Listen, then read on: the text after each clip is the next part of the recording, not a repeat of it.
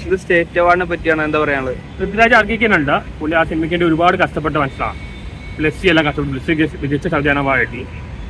പക്ഷേ മമ്മൂട്ടിയും അർഹിച്ചതാണ്. തന്നെയാണ് കിട്ടിയത് കൊണ്ട് ഇതാണ് കിട്ടിയില്ല. അല്ല രാഷ്ട്രീയ കളി അങ്ങനൊന്നുമില്ല. ഉർവശിക്ക് കിട്ടിയാണ് എന്താ പറയാനുള്ളത്? പുള്ളിക്കായിട്ട് അർഹിക്കുന്നു. പുള്ളികൾക്ക് ഞാൻ കണ്ടാണ്. നല്ല ഉഗ്രം മൂവിയാണ്. ഞാൻ ക്രിസ്റ്റോട്ടോമിക്ക് ബെസ്റ്റ് ഡയറക്ടർ അവാർഡ് കിട്ടുന്നത് വിചാരിച്ചാണ്. ഉർവശി വേണം തകർത്തുണ്ട്. പുള്ളിക്കാരത്തിൻ്റെ ബെസ്റ്റ് ടൈമാണ്.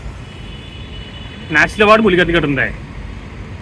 എന്തെങ്കിലും അട്ടിമറി സംഭവിച്ചായിട്ട് തോന്നുന്നുണ്ടോ? ഒരു അട്ടിമറി സംഭവിച്ചിട്ടില്ല. സ്റ്റേറ്റ് അവാർഡിലില്ല, പക്ഷെ നാഷണൽ അവാർഡിലുണ്ട്. നാഷണൽ അവാർഡ് ജെന്യൂനായിട്ടല്ല കൊടുത്തിരിക്കുന്നത്. മമ്മൂട്ടി പൃഥ്വിരാജ് കോമ്പറ്റീഷൻ വന്നപ്പോൾ എന്താ തോന്നിയത്? പണ്ടും വന്നാണ് വാസ്തവത്തിൽ മമ്മൂട്ടിക്ക് പൃഥ്വിരാജ് കിട്ടിയപ്പോൾ ഫസ്റ്റ് സ്റ്റേറ്റ് അവാർഡ് കിട്ടിയപ്പോൾ മമ്മൂട്ടിയുടെ പടമാണ്. രണ്ടുപേരും മികച്ച നടന്മാരാണ്. രണ്ടുപേരും ഒരുപാട് സിമിലാരിറ്റി ഉള്ളവരാണ്. രണ്ടുപേരും ഒരേ സ്റ്റൈൽ ഓഫ് ആക്ടിംഗ് ആണ്. അടുത്ത മമ്മൂട്ടിയാണ് പൃഥ്വിരാജ്. പൃഥ്വിരാജ് ഇനി മമ്മൂട്ടി രീതിയിലേക്ക് എത്തുമെന്നാണ് തോന്നുന്നത്. പൃഥ്വിരാജ് മമ്മൂട്ടി രീതിയിലും ഫാസ്റ്റ് മോഹൻലാൽ രീതിയിലും വരും. ഇവർ രണ്ടുപേരാണ് അടുത്ത സൂപ്പർ സ്റ്റാറുകൾ. മമ്മൂട്ടിയുടെ ഒരുപാട് സിമിലാരിറ്റി പൃഥ്വിരാജിനുണ്ട്. പൃഥ്വിരാജ് പറഞ്ഞ പോലെ തന്നെ ഇനി മലയാള സിനിമ വേറെ തരത്തിലേക്ക് മാറും. പൃഥ്വിരാജ് മലയാള സിനിമയെ ഗ്ലോബൽ ലെവലിലെത്തി. കാരണം പുള്ളി അങ്ങനത്തെ പേഴ്സണാണ്. ഗ്ലോബൽ ലെവലിലെത്തി. അന്താരാഷ്ട്ര ലെവലിൽ സിനിമ ഫീൽഡിലെത്തി. മലയാള സിനിമ എത്തിക്കും. അങ്ങനത്തെ ഒരു മനുഷ്യനാണ്.